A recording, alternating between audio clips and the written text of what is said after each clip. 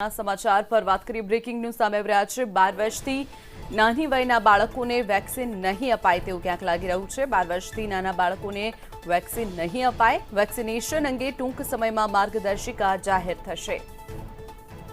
એક્સપર્ટનું માનવું છે કે બાળકોને વેક્સિનની જરૂર નથી। ત્રણેય લહેરમાં બાળકો પર ગંભીર લક્ષણો દેખવામાં નહોતા આવ્યા, જેના કારણે ક્યાંક ને ક્યાંક વેક્સિન આપવાની જરૂર લાગી રહી નથી। કોરોનામાં બાળકોના મૃત્યુ આંક પણ ઓછા સામે આવ્યા છે। 12 વર્ષથી નાના બાળકોને વેક્સિન નહીં અપાય, આ અંગે ટૂંક સમયમાં માર્ગદર્શિકા પણ જાહેર કરવામાં આવશે। ઉલ્લેખનીય છે કે અત્યારે ભારતભરમાં 12 વર્ષથી ઉપરના તમામ લોકોને વેક્સિન આપવામાં આવી રહી છે, પરંતુ 12 વર્ષથી નીચેના બાળકોને વેક્સિન આપવા અંગે આ પ્રકારનો નિર્ણય સામે આવ્યો છે। કોરોનામાં બાળકોના મૃત્યુ પણ લગભગ શૂન્ય હતા। 12 વર્ષથી નાના બાળકોને વેક્સિન નહીં અપાય। વેક્સિનેશન અંગે ટૂંક સમયમાં માર્ગદર્શિકા જાહેર થશે। એક્સપર્ટનું માનવું છે કે બાળકોને વેક્સિનની જરૂર નથી। ત્રણેય લહેરમાં બાળકો પર ગંભીર લક્ષણો નહોતા દેખાયા, જેના કારણે હવે 12 વર્ષથી નીચેના બાળકોને ક્યાંક ને ક્યાંક વેક્સિન આપવી જરૂરી લાગી રહી નથી।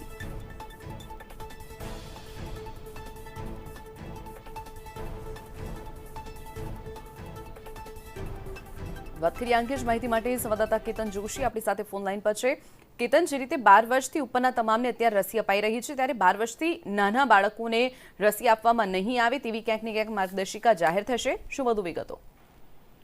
જી શિવાંગીની, કેન્દ્રીય આરોગ્ય મંત્રાલયે આ નિર્ણય લઈ લીધો છે, પરંતુ માર્ગદર્શિકા હજુ જાહેર કરી નથી। અત્યારે જે આરોગ્ય મંત્રાલયના જે એક્સપર્ટ કમિટી એટલે કે પેનલ જે છે તેમનું જે મત જે છે અત્યારે હાલ 12 વર્ષથી નાના બાળકોને કોરોના વેક્સિન ન આપવાનો નિર્ણય કર્યો છે। જે 12 વર્ષથી ઓછી ઉંમર ધરાવતા બાળકો જે છે તેમને અત્યારે હાલની જો સ્થિતિ જોવા જઈએ દેશમાં તો ધીરે ધીરે કોરોના વિસરી રહ્યો છે, પરંતુ અત્યાર સુધીના જે અધ્યયનમાં જે સામે આવ્યું છે કે 12 વર્ષથી વધુ ઉંમરના અને નાની એજ ધરાવતા બાળકોને જ્યારે કોરોના થયો છે ત્યારે તેમની રોગ પ્રતિકારક શક્તિ વધારે હોય છે જે અન્ય લોકો વય ગ્રુપના જે લોકોની જો સરખામણી કરવામાં આવે તો। અને અત્યારે હાલની જે સ્થિતિ જે છે કે ભારતમાં કેટલીક વેક્સિન તૈયાર કરી દેવામાં આવી છે અને 12 વર્ષથી વધુ ઉંમરના જે કિશોરો અને યુવાનો જે છે તેમને આ વેક્સિન આપવામાં પણ આવી રહી છે, પરંતુ 12 વર્ષથી ઓછી ઉંમર ધરાવતા વ્યક્તિઓને હજુ સુધી કોઈ પ્રકારની વેક્સિનનું નિર્માણ અત્યારે હાલ થયું નથી અને તેનું જે અધ્યયન છે તે ચાલી રહ્યું છે। બીજી તરફ જે એમ્સના ડોક્ટર્સ જે છે કોમ્યુનિટી મેડિસિન ડિપાર્ટમેન્ટના, તે જણાવી રહ્યા છે કે દુનિયાભરમાં ક્યાંય પણ નાના બાળકોને વેક્સિનની જરૂર નથી, કેમ કે વેક્સિન સંક્રમણની ગંભીરતાથી બચાવે છે, સંક્રમણથી નહીં। અત્યાર સુધીનું જે અધ્યયન જે જોવા મળ્યું છે તેમાં બાળકોમાં જ્યારે કોરોના થાય છે ત્યારે તેના ગંભીર લક્ષણો પણ નથી જોવા મળતા અને કોરોનાથી બાળકોના મૃત્યુમાં પણ લગભગ જે રેટ જે જોવા મળે છે તે શૂન્યની આસપાસ જ છે। એટલા માટે અત્યારે હાલની જે કમિટીએ જે આ ડિસિઝન લીધું છે કે બાળકોને જે 12 વર્ષથી ઓછી વય ગ્રુપના જે છે તેમને વેક્સિન ન આપવું જોઈએ અને તેની જે માર્ગદર્શિકા છે તે ટૂંક સમયમાં જાહેર કરાશે। ચોક્કસથી કેતન, માહિતી બદલ આભાર। તો વાત કરીએ જે રીતે વેક્સિનેશન અંગે ટૂંક સમયમાં માર્ગદર્શિકા જાહેર કરાશે। 12 વર્ષથી નીચેના બાળકોને એક્સપર્ટનું માનવું છે કે વેક્સિન આપવાની જરૂર હાલ પૂરતી લાગી રહી નથી। ત્રણેય લહેરમાં બાળકો પર ગંભીર લક્ષણો જોવા નથી મળ્યા, જેના કારણે હવે 12 વર્ષથી નીચેના બાળકોને વેક્સિન નહીં અપાય।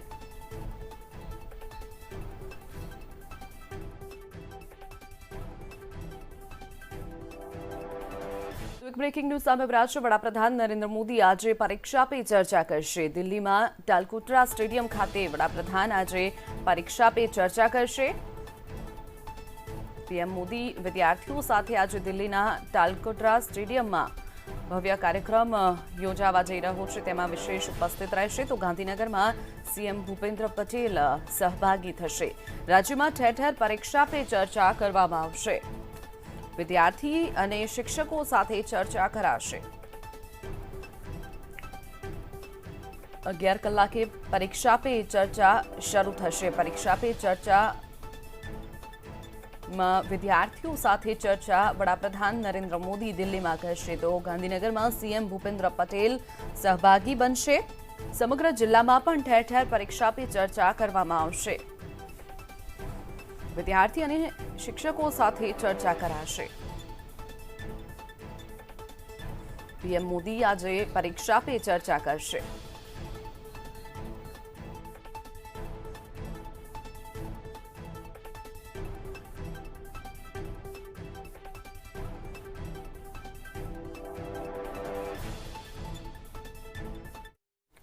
આગળ વાત કરીએ વધુ એક બ્રેકિંગ ન્યૂઝ સામે રહ્યા છે ગુજરાત રાજ્ય શિક્ષણ સંઘનું હવે આંદોલન સામે આવશે ગુજરાત રાજ્ય શિક્ષણ સંઘ દ્વારા આંદોલન કરવામાં આવશે આજથી શાળામાં 2 મિનિટ મૌન પાળવામાં આવશે ગુજરાતના પ્રાથમિક શિક્ષકો કાળી પટ્ટી ધારણ કરી અને કામગીરી કરશે જૂની પેન્શન યોજના શરૂ કરવાની તેમની માંગ છે જેને લઈ અને આજથી પોતાનો વિરોધ તેઓ દર્શાવશે શાળામાં જ શિક્ષકો સૂત્રોચ્ચાર સાથે દેખાશે ગુજરાત રાજ્ય પ્રાથમિક શિક્ષક સંઘનું આંદોલન સામે આવશે આજથી શાળામાં 2 મિનિટ મૌન પાળવામાં આવશે અને જે પ્રાથમિક શાળાના શિક્ષકો છે તેઓ કાળી પટ્ટી ધારણ કરી અને આજે કામગીરી કરશે તો બીજી તરફ જૂની પેન્શન યોજના શરૂ કરવાની તેમની માંગ છે અત્યાર સુધીમાં સરકાર તેમની સતત માંગણી સ્વીકારી નથી રહી ત્યારે શાળામાં જ શિક્ષકો સૂત્રોચ્ચાર કરતા નજરે પડશે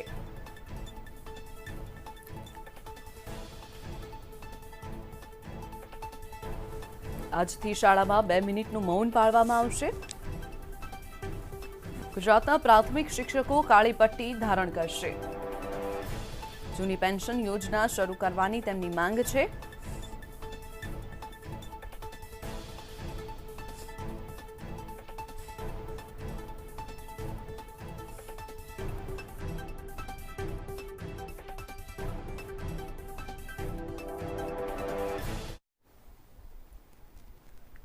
આગળ વાત કરીએ બજેટ સત્રના અંતિમ દિવસમાં ધારાસભ્ય લાખા ભરવાડે રખડતા ઢોરોને લઈ અને બનાવવા જઈ રહેલા કાયદાને કાળો કાયદો ગણાવ્યો છે લાખા ભરવાડે કહ્યું અત્યારે કાયદો લાવવાની જરૂર કેમ પડી સરકાર વિચાર કર્યા વગર આ કાયદો લગાવી રહી છે 1 લાખ જેટલો દંડની કાયદામાં જોગવાઈ છે વધુમાં કહ્યું પશુધન રાખવો અમારો અધિકાર છે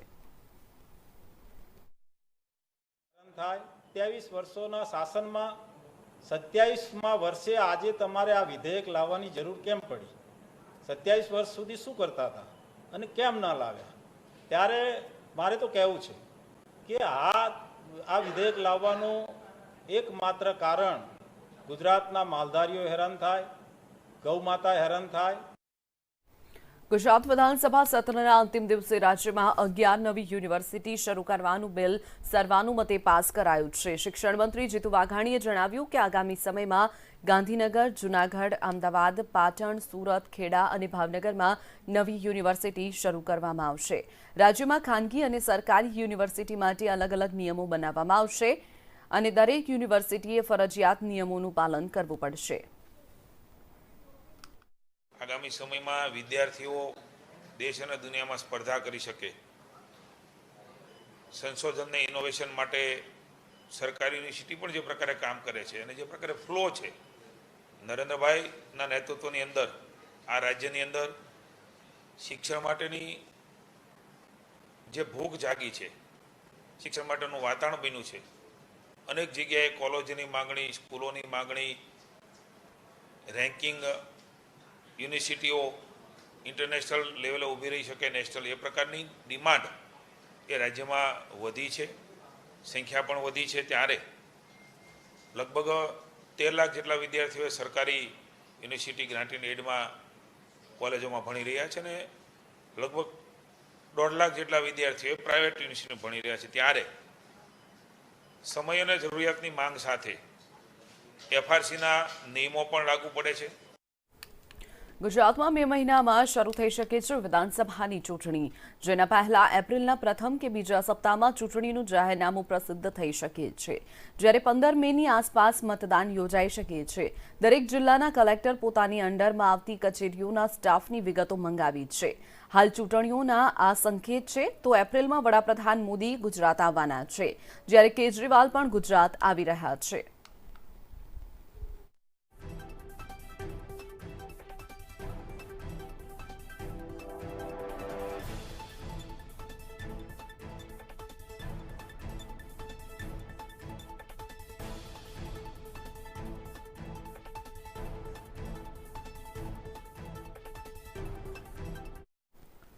વધુ એક મહત્વપૂર્ણ સમાચાર સામે રહ્યા છે. વડોદરાવાસીઓને મોંઘવારીનો માર પડશે. વડોદરા ડેરી દ્વારા દૂધના ભાવમાં વધારો કરવામાં આવ્યો છે. વડોદરાવાસીઓને મોંઘવારીનો માર સહન કરવો પડશે. બરોડા ડેરીએ દૂધના ભાવમાં વધારો કર્યો છે. ઉલ્લેખનીય છે કે થોડા દિવસ અગાઉ જ વધારો કરવામાં આવ્યો હતો, ત્યારે અમૂલ ગોલ્ડ પર લીટરે ₹2 વધારો કરાયો છે. અમૂલ શક્તિ પર લીટરે ₹2 વધારો કરાયો છે. ગોરસ છાશ પર ₹5 વધારો કરાયો છે. ગોરસ છાશ પર ₹400 વધારો, 400 મિલીમીટરે ₹1 વધારો કરાયો છે. એક માસમાં બીજી વખત આ વધારો સામે આવ્યો છે.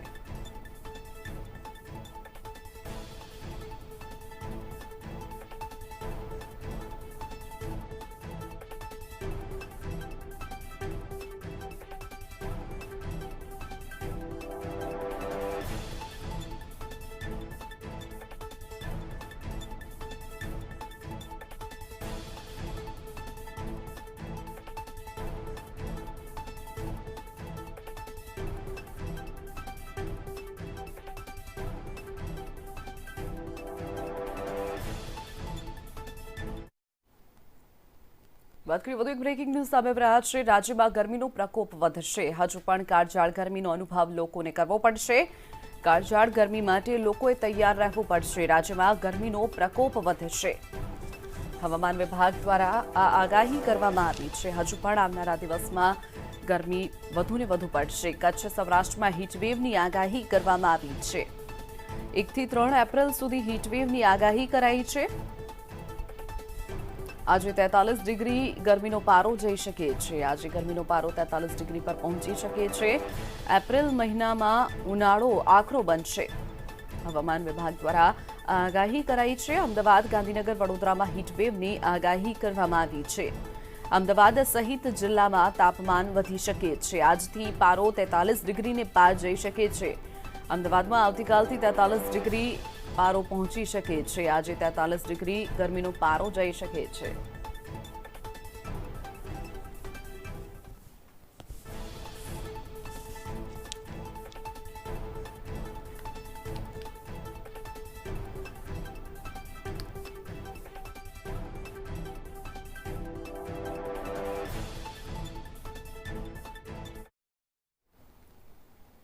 વાત કરીએ બનાસકાંઠાની. બનાસકાંઠાના પાલનપુર નગરપાલિકામાં સામાન્ય સભામાં હોબાળો મચી ગયો હતો, જેમાં પાલિકાના પ્રમુખ, ઉપપ્રમુખ અને વિરોધ પક્ષના નેતા સામસામે આવી ગયા હતા. વિરોધ પક્ષના નેતાએ તમામ મર્યાદાઓ વટાવી અને પાલિકા પ્રમુખની સાડી ખેંચી હતી. આ ઉપરાંત શાસક પક્ષના નેતાઓ કોલર પણ પકડ્યો હતો, જેને લઈને થોડીવાર માટે ઝપાઝપીના દ્રશ્યો પણ સર્જાયા હતા.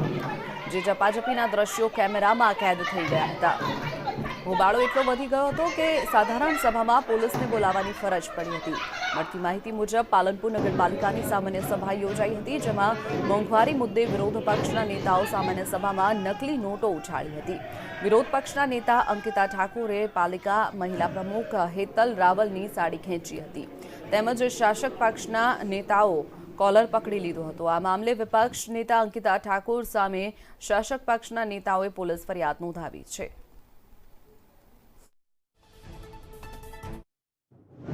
આજે પાલનપુર નગરપાલિકામાં સાધારણ સભા હતી. સાધારણ સભા નિયમિત પ્રમાણે ચાલુ હતી અને તરત જ અમારા શાસક પક્ષના લોકોએ મંજૂર કીધું, ત્યારે વિરોધ પક્ષના નેતા એકદમ આવેશમાં આવી ગયા અને અમારા પ્રમુખશ્રીની સાડી પર હાથ નાખ્યો અને એમને પાડવા માટેના પ્રયત્નો કર્યા. એટલે હું વચ્ચે આવીને એમને કીધું કે ભાઈ આવું ના થાય. વિરોધ એના નીતિ નિયમ પ્રમાણે થતો હોય. કોઈને ઝપાઝપી કરવાથી તમે વિરોધ કરો એ યોગ્ય નથી. બહુમતીથી એને પસાર કરવામાં આવી છે અને કોંગ્રેસના સભ્યો દ્વારા અને કોંગ્રેસના વિપક્ષના નેતા દ્વારા મારા ઉપર હાથ ઉઠાવવામાં આવ્યો છે અને એમણે મારી સાડી ખેંચીને મારી સાડી કાઢી નાખી છે. આ રીતે વિરોધ ના હોય. અમે પાર્ટી, ભારતીય જનતા પાર્ટી બી વિરોધ પક્ષમાં જ્યારે ત્યારે બેઠેલી હોય છે, ગમે ત્યારે હોય છે ત્યારે વિરોધ કરતી હોય છે, પણ મર્યાદામાં વિરોધ હોય, શિસ્તમાં વિરોધ હોય. આ રીતે લોકોના કામ તો આ હોબાળા બાદ પાલનપુર નગરપાલિકાના મહિલા વિપક્ષ નેતા અંકિતા ઠાકોરની તબિયત લથડી છે, જે બાદ તેમને સારવાર માટે સિવિલ હોસ્પિટલ લઈ જવામાં આવ્યા. આંકડાકીય માહિતી માંગતા શાસક પક્ષના નેતાઓએ પોતાના પર હુમલો કર્યાનો અંકિતા ઠાકોરે આક્ષેપ કર્યો છે. સાથે જ પૂર્વ પોલીસ મથકના પીઆઈ તેમની ફરિયાદ નથી લઈ રહ્યા હોવાનો પણ તેમણે આક્ષેપ કર્યો છે. આજે હું મારા હાથ પણ તોડી નાખ્યો છે માઇક મારીને, અને ઉપરથી મને ગંભીર ઈજા પહોંચાડી, અને આજે પોતે મારા વિરુદ્ધ ફરિયાદ નોંધાવા ગયા છે. મેં પ્રજાના હિત માટે પ્રશ્ન પૂછ્યા હતા, પણ જો મારી ભૂમિકા જે હતી એ નિભાઈ હતી, પણ જો મેં કોઈ એવું કર્યું હોય તો એ વ્યાજબી મારા પર ફરિયાદ કરી શકે છે. પણ એ કૌભાંડ કરીને મારા ઉપરથી ગુનો એમણે દાખલ કર્યો છે. પણ હું પ્રજાની સાથે છું. મૂળ ઓડિશાની અને હાલ સુરતમાં રહેતા પરિવારની રિયા નામની વિદ્યાર્થિનીની હિંમતના વખાણ આખું ગુજરાત કરી રહ્યું છે. રાત્રિના સમયે ઘરમાં ત્રાટકેલા 3 લૂંટારુઓ સામે હિંમતભેર લડી પોતાની બહેનનો જીવ બચાવનારી રિયાને લોકો શાબાશી આપી રહ્યા છે. કોલેજમાં લીધેલી સેલ્ફ ડિફેન્સની ટ્રેનિંગ કામે આવતા રિયાને લૂંટારુઓને ભગાડ્યા હતા. જોકે લૂંટારુઓએ તેના હાથમાં ચપ્પાના ઘા ઝીંકતા તેને 24 ટાંકા લેવા પડ્યા છે. કોલેજની પરીક્ષાની તૈયારી કરી રહેલી રિયા પર હુમલો કરનાર લૂંટારુઓ હજી પકડાયા નથી.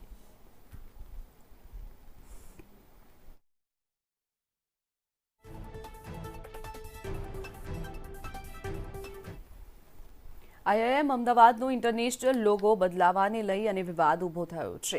ડોમેસ્ટિક લોગો છે તેમાંથી સંસ્કૃત શબ્દો કાઢી અને ઇન્ટરનેશનલ લોગો તૈયાર કરવામાં આવ્યો છે. આઈઆઈએમના ફેકલ્ટી કાઉન્સિલની જાણ બહાર લોગો બદલાતા ફેકલ્ટી કાઉન્સિલ વિરોધ કર્યો છે. આઈઆઈએમએનો લોગો છે તેમાં વિદ્યા વિનિયોગ વિકાસ શબ્દ હટાવી અને ઇન્ટરનેશનલ લોગો તૈયાર કરવામાં આવ્યો છે. આઈઆઈએમએના 48 અધ્યાપકોએ આ મામલે ડાયરેક્ટરને પત્ર લખી અને વિરોધ કર્યો છે અને નિર્ણય પરત ખેંચવા માટે માંગણી કરી છે. આઈઆઈએમએના પૂર્વ ડાયરેક્ટર બકુલ ધોળકિયાએ લોગો બદલાવાના ડાયરેક્ટરના નિર્ણયને ખોટો ગણાવ્યો છે.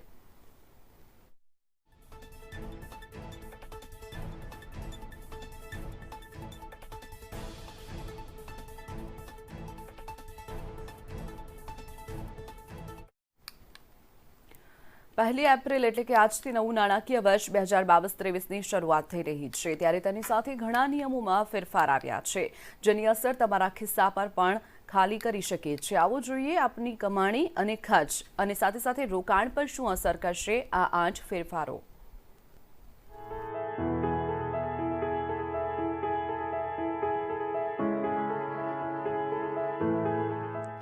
જે કર્મચારીઓએ પીએફ એકાઉન્ટમાં 2.5 લાખ રૂપિયાથી વધુ જમા કર્યા છે તેમણે વ્યાજ પર ઇન્કમ ટેક્સ ચૂકવવો પડશે. ટેક્સ કેલ્ક્યુલેશન માટે અમાઉન્ટને 2 ભાગમાં વહેંચવામાં આવશે. એકમાં છૂટક અને બીજામાં 2.5 લાખ રૂપિયાથી વધારાનું યોગદાન રહેશે, જે તમામ ટેક્સેબલ હશે અને સરકારી કર્મચારીઓ માટે આ મર્યાદા 5 લાખ રૂપિયા રહેશે.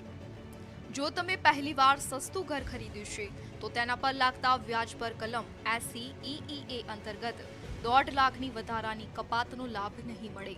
ઘરની કિંમત 45 લાખથી ઓછી છે તો ત્યાર સુધી વ્યાજ ચૂકવણીમાં 1.5 લાખ સુધીના કપાતનો દાવો કરી શકાતો હતો. આ કપાત 2 લાખ રૂપિયાની સહાય સિવાયની હતી અને આ લાભ ફક્ત એ કરદાતાઓને જ મળતો હતો જેમણે 1 એપ્રિલ 2019 અને માર્ચ 31, 2022 વચ્ચે ઘર ખરીદવા માટે લોન લીધી હતી. 1 એપ્રિલથી વર્ચ્યુઅલ કરન્સી પર સ્પષ્ટ નિયમ લાગુ થશે. વર્ચ્યુઅલ ડિજિટલ એસ્ટેટ અથવા ક્રિપ્ટો પર 30% ટેક્સ લાગશે. આ નિયમમાં જો કોઈ વ્યક્તિને ક્રિપ્ટોકરન્સી વેચવા પર ફાયદો થાય છે તો તેને ટેક્સ આપવો પડશે. આ ઉપરાંત વેચાણ પર 1 જુલાઈથી 1% TDS પણ કાપવામાં આવશે. નવા ફાઇનાન્શિયલ યરમાં હેલ્થકેર પણ મોંઘી થશે. લગભગ 800 લાઈફ સેવિંગ ડ્રગ્સના ભાવ 10% સુધી વધશે, જેથી સારવારના ખર્ચમાં પણ મહત્તમ વધારો આવી શકે છે. પાનને આધાર સાથે લિંક કરાવવા પર હવે પેનલ્ટી લાગશે. તે 30 જૂન 2022 સુધી 500 રૂપિયા રહેશે. તેના પછી 1000 રૂપિયા પેનલ્ટી આપવી પડશે. આટલું જ નહીં, 31 માર્ચ 2023 પછી પણ લિંક નહીં કરાવો તો પાન નંબર નિષ્ક્રિય થઈ જશે. 20 કરોડથી વધુ ટર્નઓવર ધરાવતા વેપારી ફરજિયાત ઇનવોઇસિંગ હેઠળ આવશે. દરેક બિઝનેસ ટુ બિઝનેસ ટ્રાન્ઝેક્શન માટે ઇનવોઇસ અપાશે અને જો તે નહીં હોય તો ટ્રાન્સપોર્ટ દરમિયાન માલ જપ્ત પણ કરાઈ શકે છે. સાથે જ ખરીદદારને મળનાર ઇનપુટ ટેક્સ ક્રેડિટ પણ જોખમમાં આવશે. દરેક કંપનીએ એકાઉન્ટ સોફ્ટવેરમાં ઓડિટ ટ્રાયલ ફીચર શામેલ કરવું પડશે. ઓડિટ ટ્રાયલનો ઉદ્દેશ્ય કંપનીની લેવડ-દેવડમાં એન્ટ્રી પછી કરવામાં આવતા ફેરફારનો રેકોર્ડ રાખવાનો હોય છે અને સમયાંતરે તમામ કંપનીએ ઓડિટ ટ્રાયલ આપવું પડશે. નેશનલ હાઈવે પર મુસાફરી કરવી મોંઘી થશે. ગુરુવાર રાતના 12 વાગ્યાથી નેશનલ હાઈવે ઓથોરિટી ઓફ ઇન્ડિયાએ ટોલ ટેક્સમાં 10 થી 65 રૂપિયા સુધીનો વધારો કર્યો છે. નાના વાહનો માટે 10 થી 15 રૂપિયા, જ્યારે કોમર્શિયલ વાહનો માટે 65 રૂપિયા સુધીનો નોંધપાત્ર વધારો થયો છે. બ્યુરો રિપોર્ટ, મંતવ્ય ન્યૂઝ. ભારત સરકારે દાયકાઓ પછી arms forces special powers act હેઠળ નાગાલેન્ડ, આસામ અને મણિપુર રાજ્યોના અશાંત વિસ્તારોને ઘટાડવાનો નિર્ણય કર્યો છે. તેને લઈને કેન્દ્રીય મંત્રી કિરણ રિજિજુ નિવેદન સામે આપ્યું છે. કહ્યું, સરકાર દ્વારા લેવામાં આવેલ નિર્ણય ક્રાંતિકારી અને ઐતિહાસિક છે. આપને જણાવી દઈએ કે arm forces special powers act એ 5 લોકોને ભેગા ન થવા, કોઈ વોરંટ વગર ઘરમાં પ્રવેશ અને ગોળીબાર માટેનો વિશેષ અધિકાર છે. આ નિયમ અશાંત વિસ્તારમાં લાગુ કરવામાં આવતો હોય છે. આ નિર્ણયના પરિણામે હવે અશાંત વિસ્તારોમાં ઘટાડો કરવામાં આવશે, જે નિર્ણયને કેન્દ્રીય મંત્રી કિરણ રિજિજુએ વધાવ્યો છે. देखिए, ये जो arm forces special powers act का जो प्रोविज़न है, कई एरिया नॉर्थ ईस्ट से हटाने का जो फैसला हुआ है, ये क्रांतिकारी है और ऐतिहासिक है. पिछले 7 सालों में नॉर्थ ईस्ट के अंदर में जो शांति लाए हैं, प्रधानमंत्री मोदी जी ने जो पहल की है और अमित शाह जी ने उसको एग्जीक्यूट किया है, जिसके माध्यम से कई जो संगठन हैं जो गलत रास्ते में थे वो रिटर्न हो गए हैं, और कई जगह डिस्टर्ब थे वो अब शांति हो गई हैं, और कई गुटों से बातचीत चल रहे हैं.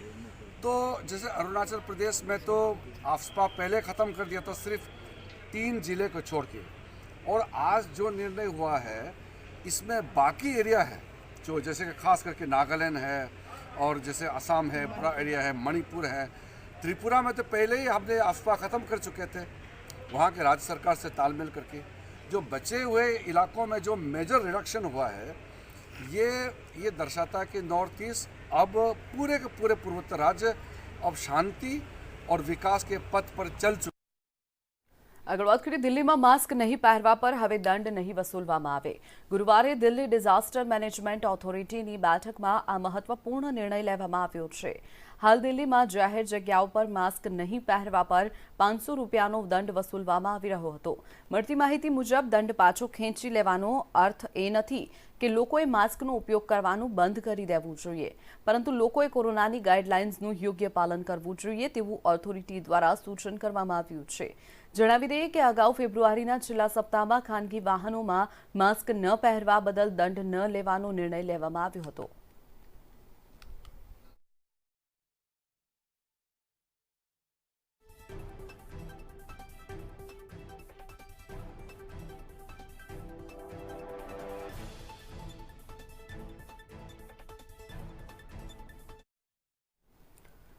આગળ વાત કરીએ, વધુ એક બ્રેકિંગ ન્યૂઝ સામે આવ્યા છે. રશિયા અને યુક્રેન વચ્ચે યુદ્ધનો 37મો દિવસ. આજે જે રીતે સતત યુક્રેન અને રશિયા વચ્ચે યુદ્ધ ચાલી રહ્યું છે, આ યુદ્ધનો આજે 37મો દિવસ રશિયન સૈનિકોને લઈ અને યુક્રેનનો દાવો સામે આવ્યો છે. યુક્રેને દાવો કર્યો છે ચેર્નોબિલ પરમાણુ સંયંત્રમાંથી રશિયન સૈનિકો ભાગ્યા હોવાનો દાવો યુક્રેને કર્યો છે. રશિયન સૈનિકો બેલારુસમાંથી બોર્ડરમાં જઈ રહ્યા છે. રશિયન સૈનિકો સ્લાવુટિકને છોડવાની તૈયારીમાં છે. રશિયન સૈનિકો વિકિરણનો સામનો કરવો પડ્યો હતો. રશિયન સૈનિકો બીમાર પડતા તેઓ અહીંયાથી ભાગી રહ્યા છે. ચેર્નોબિલ પરમાણુ સંયંત્રમાંથી રશિયન સૈનિકો બેલારુસ બોર્ડરમાંથી જઈ રહ્યા છે. રશિયન સૈનિકો સ્લાવુટિક છોડવાની તૈયારીમાં છે. રશિયા અને યુક્રેન વચ્ચે યુદ્ધનો આજે 37મો દિવસ છે.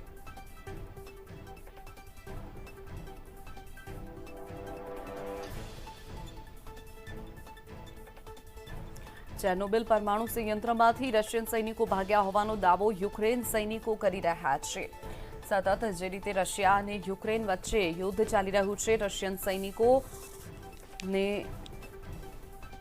વિકિરણનો સામનો કરવો પડ્યો હતો. આ પ્રકારની માહિતી યુક્રેનના સૈનિકોએ આપી છે.